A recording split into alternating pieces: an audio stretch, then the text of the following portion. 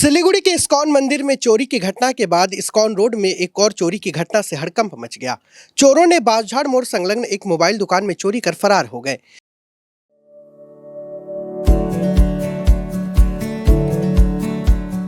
Pamper, not just a hospital, but a mother. मिली जानकारी के अनुसार बदमाशों ने रविवार देर रात को बारिश का फायदा उठाकर टीन की छत काटकर दुकान में घुसे और चोरी की वारदात को अंजाम दिया। आज सुबह जब दुकान मालिक बाप्पा विश्वास दुकान खोलने पहुंचे तो उन्हें चोरी के बारे में पता चला। इसके बाद भक्तिनगर थाने की पुलिस को सूचना दी गई। खबर मिलते ही पुलिस मौके पर पहुंचे और पूरी घटना की जाँच शुरू कर दी। दुकान मालिक ने बताया है कि करीब 2 लाख रुपए का सामान चोरी हुआ है। इस घटना से इलाके में व्यवसायियों में डर का माहौल बना हुआ है।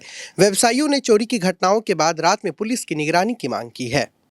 आज के सकालবেলা এসে দোকান খুলে দেখি যে আমার উপর থেকে টিন কাটা সিলিং কাটা আচ্ছা আমার দোকানের যে জিনিসপত্র আছে অলম বিলম্ব হয়ে হ্যাঁ তারপরে খুলে দেখি যে এই অবস্থা দোকানের কিছু ক্যাশ ছিল আচ্ছা আর মোবাইল ছিল হ্যাঁ হ্যাঁ সেকেন্ড হ্যান্ড মোবাইল ছিল অনেক আর কিছু নতুন মোবাইল ছিল কিছু হেডফোন চার্জার হ্যাঁ ব্লুটুথ এসব ছিল রুমাল বাঁধা ছিল টুপি পরা ছিল আচ্ছা আচ্ছা মোটামুটি 15-20 হাজার টাকা ছিল আচ্ছা পুরনো কিছু নিয়ে পুরনো ভালো নিয়েছে কম নিয়েছে আচ্ছা অ্যাপ্রক্স মোটামুটি 1.5 লাখ টাকার মতন। এটা ইস্কন মন্দির জ্যোতিনগর বাচ্চার